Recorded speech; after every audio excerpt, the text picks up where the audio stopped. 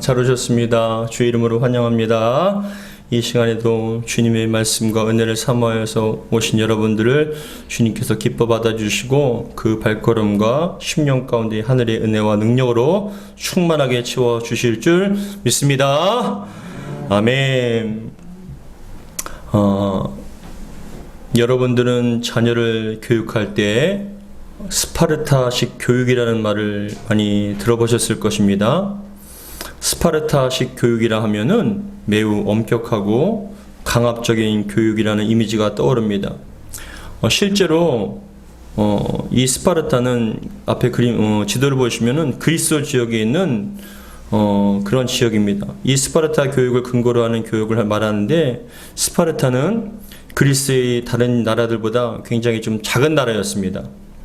그러나 이 스파르타는 다른 나라들이 무시 못할 정도로 굉장히 강력한 군사력을 자랑하는 그런 나라였습니다. 스파르타의 강력한 군사력의 첫 출발은 바로 스파르타에서 태어난 남자아이들을 교육하는 데서부터 시작이 됩니다. 고대 스파르타의 어린이 교육은 매우 엄격했습니다. 아이가 태어났을 때 스파르타에서 가장 나이가 많은 정치가가 가족을 방문합니다. 그리고 그 신생아를 확인하면서 이 아이가 어떻게 자랄 것인가에 대해서 판단하여서 그 아이를 가정에서 자랄 수 있도록 그렇게 하는 상황이 바로 스파르타의 교육이었습니다. 그 어머니한테 젖을 먹으며 자라다가 7살이 되면은 모든 아이들은 다 주립 기숙사로 들어가게 됩니다. 그들은 소그룹으로 나뉘어서 더 강한 사람들이 그 그룹의 지도자가 되도록 했습니다. 그 남자아이들이, 소년들이, 그들의 선생님들은 그들이 강하고 온갖 장애물과 싸우도록 그들을 매우 가혹하게 다루었다고 합니다. 다음 그림 보시면은 소년들은 바닥에서 자고 나쁜 음식을 먹고 힘든 겨울에도 아주 얇은 옷을 주었다고 합니다. 왜냐하면 전쟁이 일어났을 때를 대비해서 그런 거예요. 평상시에 어려운 환경과 상황 속에서 몸을 지킬 수 있도록, 그것이 익숙해지도록 그렇게 훈련을 했던 것입니다. 낮 동안에는 육상과 원반 던지기, 레슬링 등 운동 경기와 무기 사용법을 배웁니다. 군인으로서 훈련을 받았고 질문이나 의심 없이 모든 규칙에 완전히 순종하고 복종하는 그런 법을 어렸을 때부터 체득하게 만든 겁니다. 또한 그 아이들을 가리키는 그 선생은 음식을 훔치기 위해서 배고프도록 목이 마르도록 내버려 둔 거예요. 그래서 아이들이 너무나 굶주림이 심하니까는 음식을 훔치기도 하고 또한 물을 훔쳐서 마시기도 하는데, 그건 왜 그러냐? 사람들을 피하여서 자신이 생존할 수 있는 법을 체득하도록. 그리고 절도를 하다가 걸리면은 또 굉장히 큰 벌을 내기도 합니다. 그러니까 그러한 사람들의 눈을 피해서 몰래 음식을 훔쳐먹는 것 자체가 훈련이었던 거죠. 소년들은 많은 운동 경기를 하는데 경쟁력을 키우고 건강을 유지하기 위해서 많은 노력을 했다는 것입니다. 그래서 어렸을 때부터 그렇게 자라나니까 굉장히 강력한, 정신적으로나 육체적으로나 굉장히 두려워 떨 만큼 강력한 군대가 바로 스파르타 군대였고 나라가 된 것입니다. 그 정도는 아니지만 부모로서 아이가 아프지 않고 건강하게 자라는 것은 당연한 부모로서의 바람입니다. 부모로서 자녀가 아프지 않고 건강하게 잘 자라는 것만큼 기쁜 일은 없습니다. 또한 자녀는 부모님이 아프지 않고 건강하게 생활하는 것을 또한 바라고 있습니다. 근데 우리 하나님께서도 분명하게 저와 여러분들에게 바라는 것이 있을 것입니다. 하나님께서 우리를 향한 바람이 분명히 있을 것입니다. 바라기는 오늘 말씀을 통하여서 저와 여러분들을 향한, 오랫동안 올 한 해 우리에게 향하신 하나님의 뜻과 계획하심과 바람이 무엇인지를 다시 한번 깊이 깨닫고 하나님의 뜻을 이뤄나가는 복된 저와 여러분 되기를 주의 이름으로 축복합니다. 올 한 해 저와 여러분들 향한 하나님의 바람, 첫 번째로는 그겁니다. 깨어 믿음에 굳게 서서 강건해지라는 거예요. 강건해지라. 고린도전서 오늘 보면 16장 13절을 같이 한번 읽겠습니다. 시작. 깨어 믿음에 굳게 서서 남자답게 뭐라고요? 강건하라. 강건하라. 강건한 게 우리 하나님의 우리 향하신 뜻입니다. 이 강건이라는 것은 어떤 뜻이냐면은 기력이 튼튼하고 굳센 상태를 바로 강건이라고 얘기합니다. 웬만큼 여러분 쓰러뜨리지 못하는 거예요. 기력이 튼튼한 거예요. 어떤 분들을 보면 기력이 약해져서 항상 힘드신 분들이 있잖아요. 근데 이 강건이라는 것은 기력이 튼튼해서 굳센 상태, 요동하지 않고 이겨낼 수 있는 그런 상태가 바로 강건이라는 것이죠. 근데 이러한 강건이라는 말씀 앞에 있는 말씀이 무엇이냐면 깨어 믿음에 굳게 서서라는 말씀이 먼저 앞에 나옵니다. 깨어라는 것은 그 깨어에 해당하는 헬라어는 그레고레이테라는 단어예요. 헬라어로 그레고레이테. 이 그레고레이테라는 것은 정신 차리고 있다, 주의하다, 경계하다라는 거예요. 깨어 있다라는. 근데 이 용어는 깨어 있다라는 용어는 신약에서 두 가지 용어로 의미로 사용이 됩니다. 첫 번째 의미는 종말론적 상황에서 주님의 재림을 믿는 성도로서 깨어있기를 바라는 것으로 깨어있으라라는 말씀이 나오고 주님의 종말을 바라보고 재림을 바라보고, 두 번째로는 적과 관련하여 깨어있기를 요청하는 거예요. 적이 오나 안 오나 항상 주의하고 경계하기 위해서 깨어있으라는 그런 두 가지 의미가 있습니다. 근데 오늘 13절에서 사용되는 깨어라는 그러한 어떤 사용자는 의미는 바로 적과 관련하여서 깨어있으라는 그런 의미로 사용이 됩니다. 특히 깨어에 해당되는 그레고레이테로는 현재 명령형이거든요. 현재 명령형이라는 게 뭐냐면은 일시적인 행동으로 끝나는 것이 아니라 지속적인 상태로 유지하라는 거예요. 한번 깨어있는 것으로 만족하는 것이 아니라 항상 깨어있으라는 거죠. 언제까지요? 계속이요.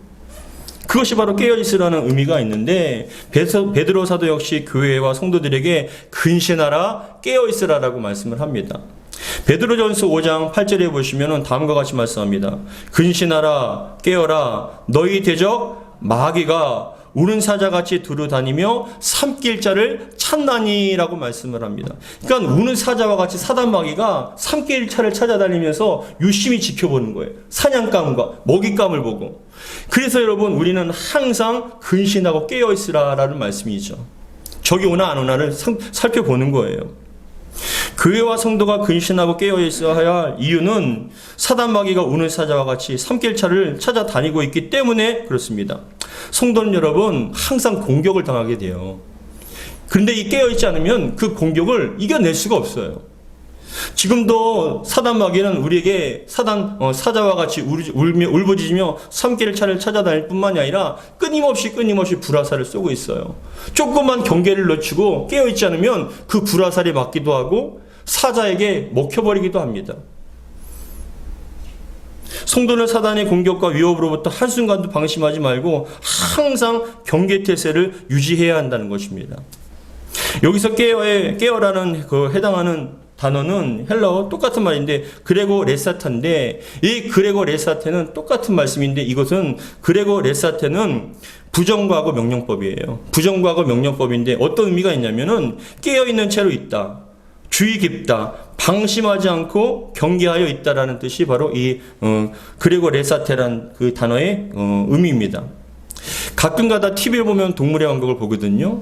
근데 사자가, 여러분 봐보세요. 사자가 먹잇감을 포착하고 그 먹잇감을 사냥하기 위해서 처음부터 달려가지 않거든요. 처음부터 으르렁거리진 않아요. 어느 정도 거리가 유지가 될 때까지 살금살금 가요. 눈치채지 못하도록. 그래서 어느 정도 거리가 되면은 이 사자가 이 정도 거리면 내가 따라가도 잡을 수 있겠구나라는 그 거리가 딱 확보가 되면은 갑자기 으르렁거리면서 울부짖는 거예요. 그러면은 그 사자의 큰 울음소리에 먹잇감들이 깜짝 놀라서 막 흩어지기 시작합니다. 그때 그 노렸던 먹잇감을 찾아서 달려가는 거예요. 근데 여러분, 제가 가만히 살펴보니 그 놀란 먹잇감들이 이리저리 달리기 시작하는데, 그런데 대부분 잡혀먹는 먹잇감이 뭐냐? 딴짓하는 그 먹잇감이 결국은 사자의 먹잇감이 되는 거예요. 항상 경계하고 주변을 살피는 것은 잘 잡혀먹지가 않더라고요. 근데 한눈을 팔거나 딴짓하거나 그런 먹잇감은 반드시 사자의 먹잇감이 될 수밖에 없다는 거예요. 그리고 상처로 인해서 뛰지 못하거나 아픈 것, 무리에서 벗어난 것이 결국 잡혀먹히고 맙니다. 깨어라는 말은 여러분 절대로 영적으로 잠을 자지 말라, 깨어있으라는 뜻이에요. 영적으로 자면 안 된다는 것이죠. 우리가 신앙생활의 위기는 언제 오느냐? 영적으로 졸 때 그 위험이 오는 거예요. 위기가 옵니다. 깨어의 영적인 반대말은 영적 졸음인데, 이 영적 졸음은 잘 들어보세요. 영적 졸음이라는 건 어떤 상태를 말하냐? 불신자와 전혀 다른 바가 없이 상황을 보고 반응한다는 거예요. 뭐냐? 영적으로 졸음을 자는 자, 깨어있지 않는 자들은, 자는 자들은 어떠한 문제가 생겼을 때 불신자와 똑같이 바라보는 거예요. 똑같이 반응을 해요. 근데 여러분들이 만약에 영적으로 깨어있으면 그 상황과 문제로부터 하나님께서 원하신 게 무엇인가? 이 상황과 문제를 통해 하나님께서 무엇을 원하시는가? 사단으로부터 온 것인가? 하나님께로부터 온 것인가? 내 욕심으로부터 온 것인가? 어떻게 온 것인가를 분별하여서 판단한다는 거예요. 근데 여러분 영적으로 깨지 못하고 졸며 자는 사람은 그 문제를 당했을 때 하나님의 뜻이 보이지 않아요. 그것을 분별할 수도 없고 반응하는 것도 불신자라 똑같아요. 야, 이제 끝났구나. 야, 이제 큰일 났구나. 그렇게 판단하고 반응을 한다는 것이죠. 각 사건에 대한 하나님의 관점으로 생각하고 헤아려 보는 일이 좀처럼 없다라는 거예요. 그게 바로 영적으로 졸은 자들의 특징이라는 것이죠. 여러분, 신앙생활하면서 자신도 모르는 사이에 열심히 사라집니다. 신앙과 믿음에 관한 모든 것이 귀찮아지고 예배에 대한 여러분 감격도 없고 간절함도 없습니다. 기쁨도 없습니다. 감격도 없습니다. 그런 상태가 유지가 되다 보면은 어떤 삶의 문제가 일어나면 또 그런 어떤 큰 고난이 생기면 영적으로 바라볼 수가 없는 거예요. 하나님의 뜻을 분별할 수가 없는 것이죠. 그래서 성경에서는 깨어 있으라는 거예요. 항상 경계하라. 그리고 이어서 하시는 말씀이 믿음에 굳게 서서라는 말이 나옵니다. 믿음이라는 것은 헬라어로 피스테이라는 단어인데, 이 피스테이라는 단어, 믿음이라는 단어는 무엇이냐? 예수님의 죽으심과 부활하심을 믿고 인정하며 받아들이고 확신하는 것을 바로 믿음이라고 얘기해요. 피스테이. 이게 뭐냐? 예수님께서 날 위해서 죽으시고 부활한 걸 저는 믿습니다. 그리고 그것을 인정할 뿐만이 아니라 받아들이고 확신하는 거예요. 주여, 주님께서 날 위해서 모든 죄를 사해 주신 줄 믿습니다. 날 위해서 피를 흘려 주신 줄 믿습니다. 그 피로 말미암아 구원받은 줄 믿습니다. 그리고 주님과 함께 부활하게 될 줄 믿습니다라는 그런 믿음이 바로 피스테이 믿음이라는 것이죠. 더 나아가서 믿음은 의지하고 맡기고 따라가는 것을 얘기합니다. 여러분 봐보세요. 아무나 의지하지 않잖아요. 아무나 따라가지 않잖아요. 아무나한테나 맡기지 않지 않습니까? 믿음이라는 건 뭐냐? 하나님을 의지하는 거예요. 하나님을 믿고 따라가는 거예요. 하나님께 믿고 맡기는 것. 그것이 바로 믿음이라는 것이죠. 우리 하나님께서 믿고 맡기면, 우리 하나님을 따라가면, 우리 하나님을 의지하면 하나님께 반드시 합당한 은혜를 베풀어 주실 줄 믿습니다. 그게 은혜라는 거예요. 믿음이라는 거예요. 하나님을 의지하고 하나님께 맡기고 하나님을 따라가는 것을 우리는 믿음이라고 부르는데, 근데 앞에 보시면 깨어 믿음에 굳게 서서라고 또 말씀을 하죠. 굳게 서서라는 헬라어는 스테케테라는 단어인데, 이건 뭐냐? 흔들림 없는 상태, 확실한 의심 없는 그런 상태를 바로 스테케테, 굳게 서서라는 단어예요. 여러분, 믿음이 흔들림 없는 견고한 상태를 말씀하는데, 믿음의 굳게 서라는 말은 다른 말로 그겁니다. 뿌리를 그리스도 안에 두라는 거예요. 그리스도 안에 믿음의 뿌리를 내리라는 것이에요. 그래야만 우리는 굳게 서서 흔들리지 않고 요동하지 않을 수가 있다라는 것이죠. 나무가 성장을 하거나 성장이 부진하거나 시들 때 그 원인을 찾아보면 대부분 뿌리에 있어요. 뿌리가 병들거나 뿌리가 썩으면 나무는 다 죽게 되어 있어요. 우리의 신앙도 마찬가지예요. 우리의 신앙의 위기가 왜 오냐? 왜 흔들리느냐? 왜 요동하느냐? 그 뿌리를 보면 여러분, 뿌리가 썩어 있기 때문에 그래요.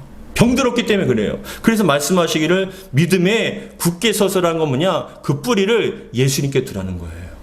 예수님께 뿌리를 두면 요동하지 않고 굳건히 설 수 있고 흔들리지 않을 수 있다는 것을 말씀하고 있습니다. 믿음에 굳게 서는 성도는 여러분 쉽게 미혹되지 않고 흔들리지 않아요. 여러분들이 믿음에 굳게 서기를 주 여러분 축복합니다. 믿음의 뿌리를 예수님께 두시라는 것이에요. 말씀에 두어야 합니다. 그래서 이어서 하신 말씀이 깨어 믿음에 굳게 서서 남자답게 강건하라 라고 말씀하십니다. 남자답게라는 것은 여러분 단순히 남자를 얘기하는 게 아니에요. 그 당시에 2000년 전에는 남성이 전쟁을 하고 남성이 육체적인 큰 힘이 쓰이는 그런 노동을 합니다. 남성이란 건 뭐냐? 남자답게라는 것은 힘있게 충분히 대적하고 이겨낼 수 있는 그런 힘. 그래서 남자 교육만 얘기하는 것이 아니라 모든 그리스도인들은 힘이 있어야 된다는 거예요. 그래서 남자답게 강건하라, 튼실하여서 기력이 여러분 충만하여서 모든 걸 이겨내라는 것을 말씀하고 있습니다. 사랑하는 성도 여러분, 주님께서는 저와 여러분들이 강해지길 원하십니다. 강건해지길 원하십니다. 여러분들이 어떠한 유혹과 시험에도 흔들리지 않는 강건한 신앙과 믿음이 되기를 주 이름으로 축복합니다. 우리가 강건해져야 이유는 영적으로 우리가 강건해져야 이유는 마귀 때문에 그래요. 마귀는 끊임없이 우리를 흔들어요. 우리를 시험되게 만들고요. 우리를 여러분 죄악의 사슬로 끌어올고 가요. 여러분 잘 봐보세요. 우리가 신앙과 믿음이 강건하지 않으면 끌려다녀요. 유혹과 시험과 환난과 낙심하게 만들고 요동하게 만들고 두려워 떨게 만들고. 근데 바꿔서 생각해보면 우리의 심령과 믿음이 강건해지면 여러분 흔들리지 않거든요. 끌려다니지 않아요.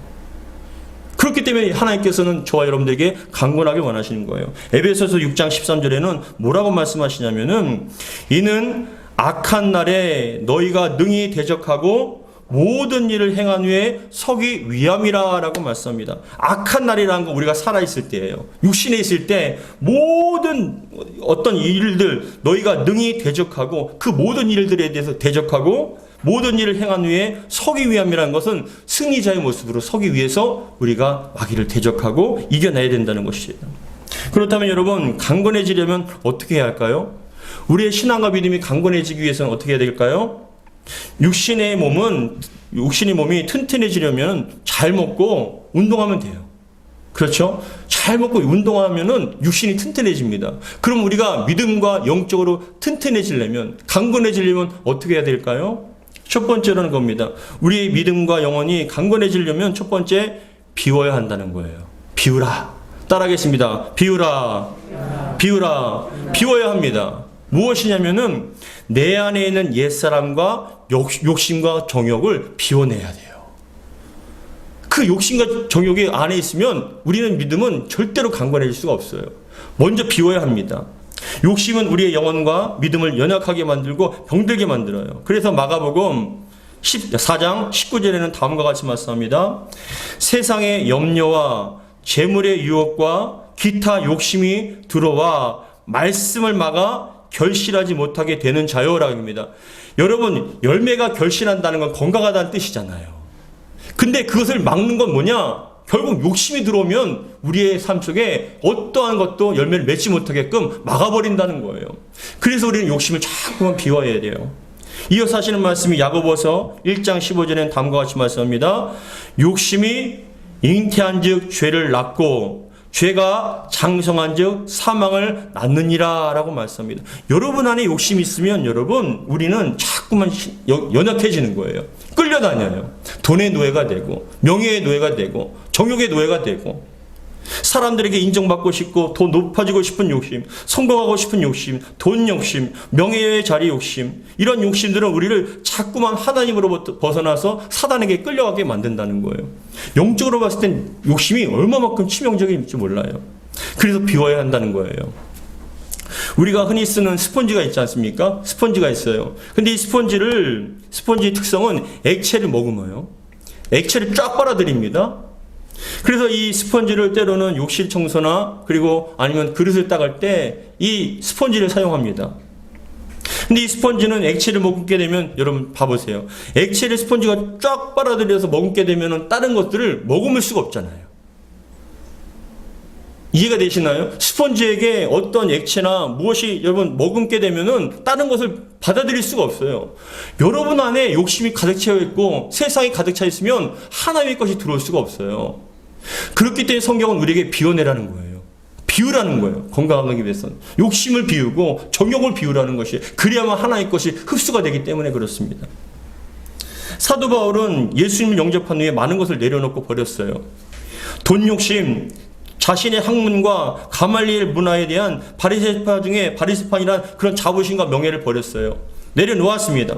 더 인정받고 싶어서 우리가 잘 아는 것처럼 다메섹까지 원정 가서 사람들을 끌어올려고 했어요. 왜요? 욕심 때문에. 높아지려고 하는 욕심. 좀 알려지고 싶은 욕심 때문에 그렇게 했습니다. 근데 여러분 주님 만나니까 모든 걸 다 비워낸 거예요. 다 버리게 됐어요. 빌립보서 3장 8절에는 다음과 같이 말씀합니다. 같이 읽겠습니다. 시작. 또한 모든 것을 해로 여김은 내 주 그리스도 예수를 아는 지식이 가장 고상하기 때문이라. 내가 그를 위하여 모든 것을 잃어버리고 배설물로 여김은 그리스도를 얻고 오라게 합니다. 사도 바울이 주님 만나니까 그 스폰지가 세상과 정욕과 욕심으로 가득 찬 것을 쫙 짜냅니다. 그런 다음에 주님의 은혜로 다 머금게 하는 거예요. 그랬을 때 여러분 이 사도 바울은 뭐라고 얘기합니까? 주님을 받아들이고 모든 것들을 내 안에 있는 욕심과 것들을 다 배설물과 같이 버린다라고 말씀합니다. 또한 여러분 죽어도 죽지 않는 옛사람이 있습니다. 죽은 것 같은데 또 어느 순간 스멀스멀 올라와요. 교만도 여러분 스멀스멀 올라옵니다. 정욕이 스멀스멀 올라옵니다. 아니에요 목사님 하면서도 자꾸만 세상의 것들이 정욕들이 옛 습관들이 자꾸만 올라와요. 그랬을 때 사도 바울은 뭐라고 고백하냐? 나는 날마다 죽노라라고 고백합니다. 죽여야 돼요. 십자가에 자꾸만 죽이는 거예요. 고린도전서 15장 31절에는 다음과 같이 말씀합니다. 형제들아, 내가 그리스도 예수 우리 주 안에서 가진 바 너희에 대한 나의 자랑을 두고 단언하노니 뭐라고 해요? 나는 날마다 죽노라. 날마다 죽는다는 뭐냐? 내 안에 있는 정욕을 날마다 십자가에서 죽이는 거예요. 십자가에 죽여야만 은혜가 나에게 머물 수 있기 때문에. 사랑하는 성도 여러분, 여러분 안에 지금 욕심이 있고 세상이 가득 차 있다면 우리의 영혼은 연약해질 수밖에 없어요. 불신자와 똑같은 상태가 될 수밖에 없어요. 그러면 어떤 일이 생겼을 때 반응도 또 그거에 대처도 똑같아요. 세상 사람과. 그러나 여러분들이 깨어서 있다면 강건해지기 위해서는 먼저 비워지게 되면 여러분 은혜로 충만하게 채워진다면 주님의 뜻이 보여집니다. 주님의 은혜와 능력을 이겨낼 수 있어요. 그렇기 때문에 첫 번째 비워내야 합니다. 둘째 채우라는 거예요. 채워야 합니다. 비워진 영혼과 심령의 공간에 성령의 은혜로 충만하게 채워야 합니다. 우리 에베소서 5장 18절 같이 읽겠습니다. 시작. 술 취하지 말라. 이는 방탕한 것이니 오직 성령으로 충만함을 받으라 라고 말씀합니다. 예, 없으면 괜찮습니다. 성령으로 충만함을 받으라는 건데 이 충만함이란 게 무엇이냐? 바로 한껏 차서 가득하다는 뜻이 바로 충만이라는 뜻이에요.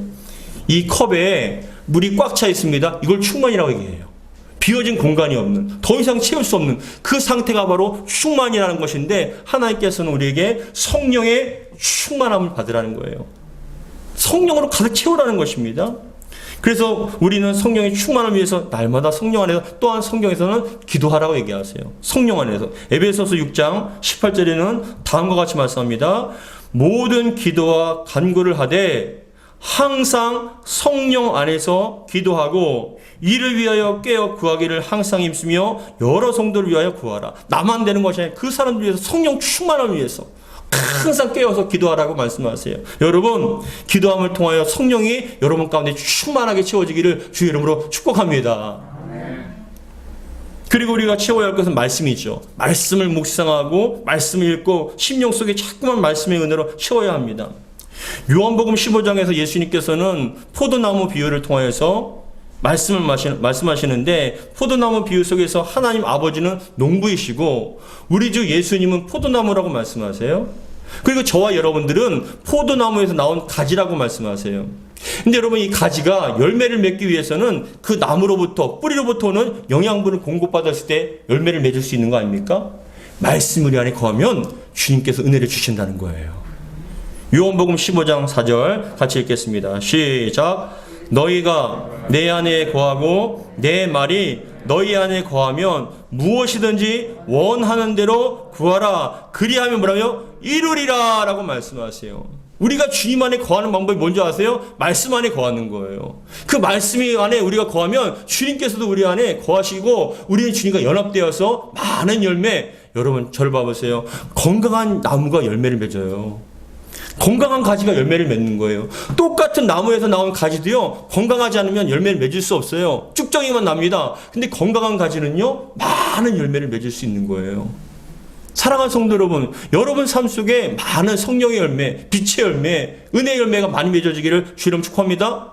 어떤 때예요? 건강할 때예요. 근데 누가 건강합니까? 말씀의 은혜 가운데 거하는 자.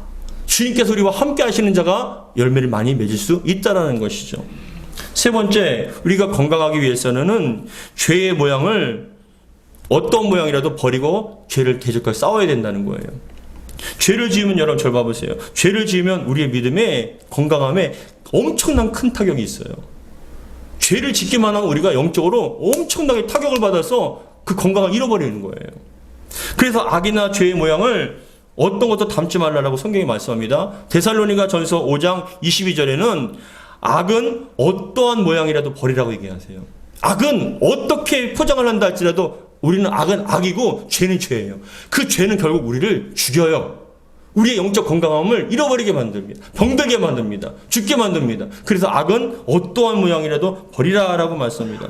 죄를 지으면 여러분 저를 봐보세요. 하나님과의 관계가 단절됩니다. 죄를 지으면 그래요. 죄를 지으면 기도가 안 돼요. 죄를 지으면 여러분 신앙생활 온전히 할 수 없어요. 하나님과 관계가 단절되고 우리의 믿음과 영혼이 병들어지게 되고 자꾸만 약해지게 되는 거예요. 모든 원인은 결국 죄예요. 그래서 성경은 마귀를 대적하라라고 말씀합니다. 죄와 싸우라고 말씀합니다. 야고보서 4장 7절 같이 읽겠습니다. 시작. 그런즉 너희는 하나님께 복종할지어다. 마귀를 대적하라. 그리하면 너희를 피하리라. 아멘. 여러분 안에 자꾸만 죄가 다가옵니다. 타협하게 만들고 그것에 대해서 모른다라고 얘기합니다. 죄가 사단이 가장 좋아하는 얘기가 뭔지 아세요? 사단이 여러분들에게 속삭이는 가장 좀 흔들리게 하는 말이 뭡니까? 다른 사람 모른다는 거예요. 너만 알고 있어. 다른 사람 몰라. 너만 알고 있어. 그리고 또 우리를 흔들게 만드는 게 뭔지 아세요? 이번 딱 한 번만이라는 거예요. 이번만 하고 안 한다. 근데 이번만 하고 안 한다는 사람 치고 안 하는 사람 없어요. 계속하게 됩니다. 한 번 사단의 영적으로 결박이 묶이면 끌려다닐 수밖에 없어요.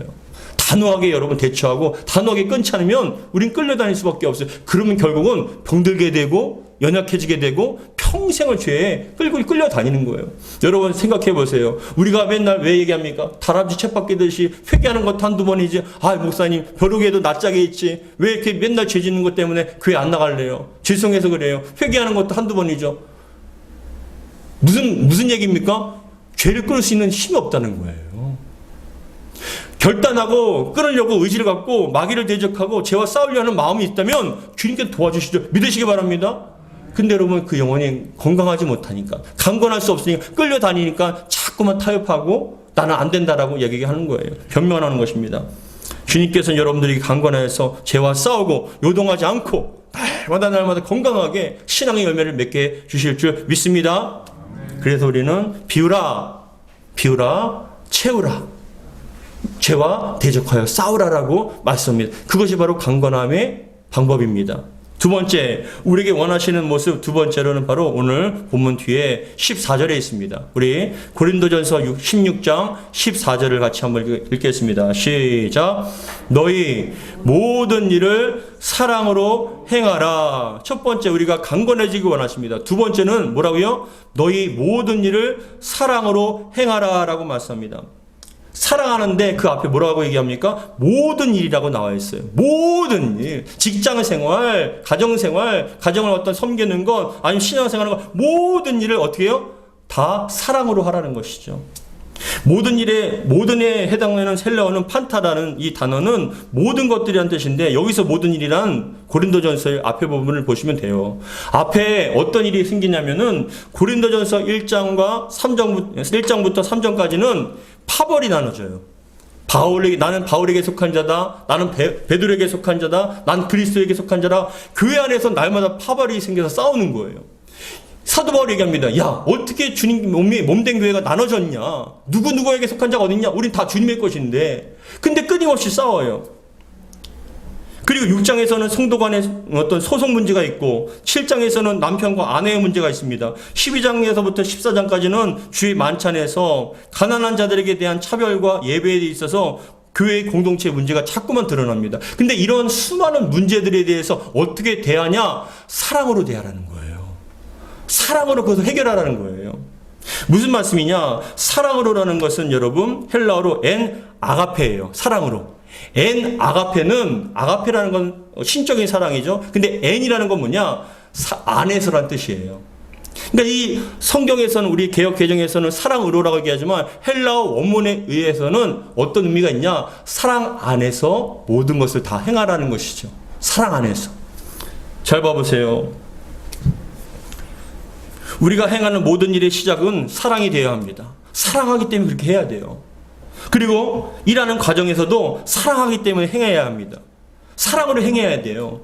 마지막 마무리도 다 사랑 때문에 그것을 마무리해야 합니다. 사랑으로 마치라는 겁니다. 처음에는 사랑하기 때문에 시작할 수 있습니다. 근데 그 과정 속에서 사랑이 식어질 수도 있고 오히려 사랑이 아닌 징후와 비난으로 바뀔 수도 있어요. 나중에는 그냥 대충 형식적으로 의무감에 젖어서 그냥 아무런 감동 없이, 마음 없이 그냥 무의건조하게 할 수도 있어요. 그렇죠. 사랑이 없어서 그런 거예요. 우리도 여러분 신앙생활 하면서 사랑으로 처음에 시작해서 정말 뜨겁게 사랑해서 모든 일을 섬기는데 나중에는 안 알아줘요. 자꾸만 시험 들게 해요. 힘들게 해요. 그러다 보면 나중에는 사랑이 사라지고 뭐예요? 의무와 그냥 어쩔 수 없어서 그냥 하는 거예요. 근데 성경에서는 정말 중요한 말씀을 하거든요. 사랑이 없는 행위, 사랑이 없는 섬김, 사랑이 없는 모든 것들은 다 울리는 꽹과리와 같고 아무것도 아니라는 거예요. 여러분들이 가정에서 섬기는 것도 사랑 때문에 섬겨야 됩니다. 그 자녀를 키우는 것도 사랑으로 섬겨야 합니다. 교회에서 섬기는 것도 다 사랑이 있어야 합니다. 사랑으로 출발해서 사랑의 과정 가운데 사랑 안에서 들어간 사랑으로 마치라는 거예요. 고린도전서 13장 1절로부터 3절에는 다음과 같이 말씀합니다. 같이 한번 읽어보겠습니다. 시작.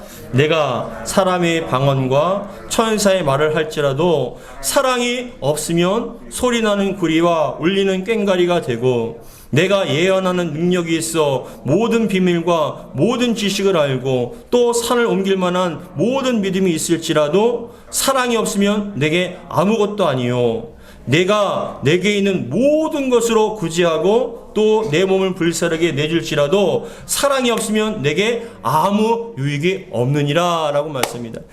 예수님께서 우리를 사랑하시기 때문에 이 땅에 오셨습니다. 사랑하기 때문에 물과 피를 쏟으시고 자신의 몸을 찢으시고 우리에서 죽으신 거예요. 그 사랑으로 말미암아 우리는 죄산 받았고 그 사랑으로 말미암아 우리는 하나님의 자녀가 되었고 사랑으로 말미암아 우리가 하나님의 부활의 영광에 동참할 수 있는 하나님의 백성이 되었습니다. 모든 것이 다 사랑이에요. 처음부터 사랑이고 모든 과정이 사랑이고 마지막 십자가 사건에서 하나님의 예수님의 사랑이에요. 그래서 하나님께서 우리에게 원하시는 것 모든 것의 출발이 사랑이 되길 원하시는 거예요. 하나님의 은혜를 받고 사랑을 받은 자로서 그 사랑을 사람들한테 알려주길 원하십니다. 사랑으로서 행하시길 원합니다. 그리고 사랑으로서 마지막까지 끝까지 사랑하시길 원하십니다.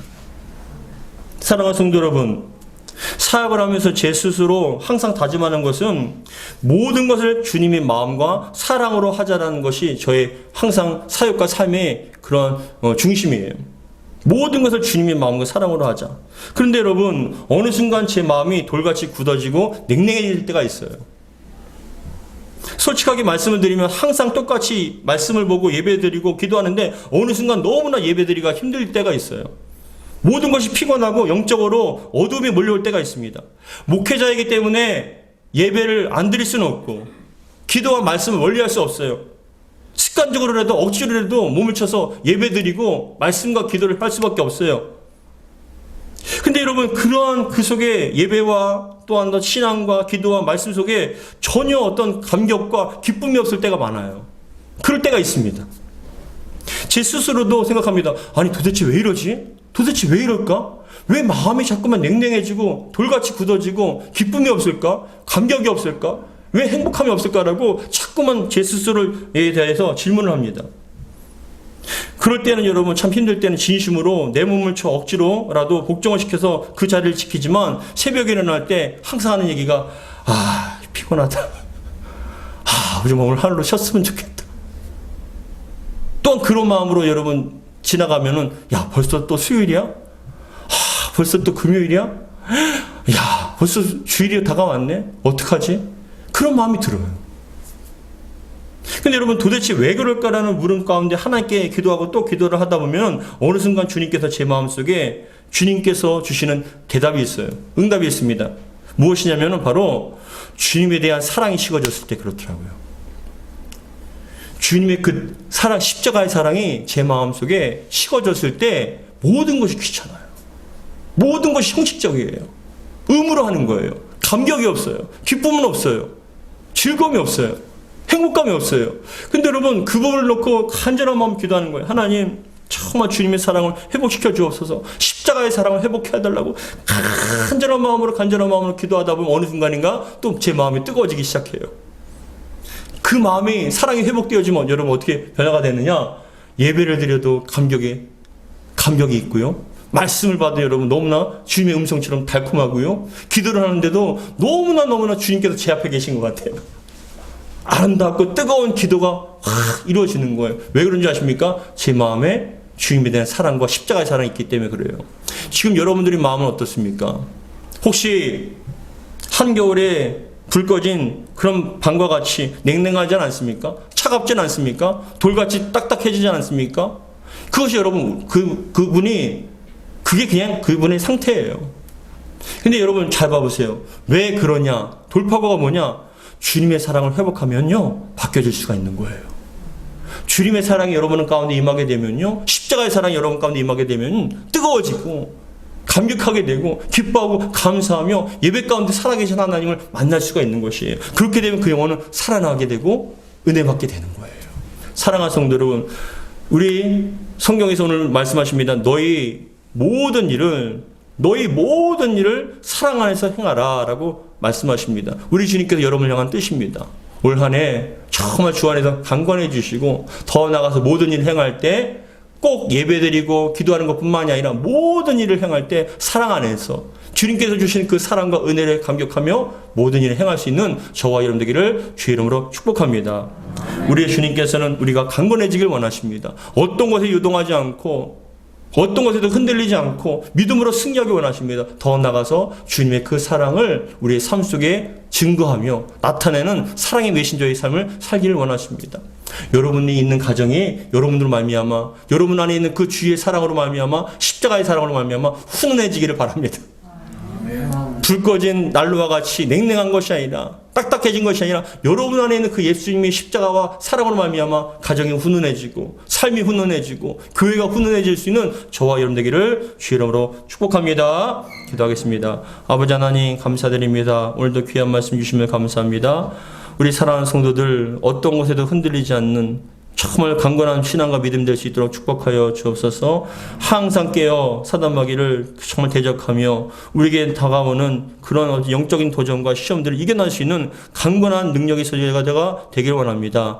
믿음이 강건해지게 도와주시고 더 나아가서 모든 일을 행할 때 사랑 안에서 주님의 그 사랑으로 말미암아 모든 일을 감당할 수 있는 사랑의 메신저들이 될 수 있도록 도와주시옵소서. 그 주님의 뜨거운 사랑으로 말미암아 우리 영혼이 불타오르게 도와주시고 우리의 그 불타오르는 사랑으로 말미암아 우리의 가정과 우리 교회가 훈훈해질 수 있도록 축복하여 주시옵소서.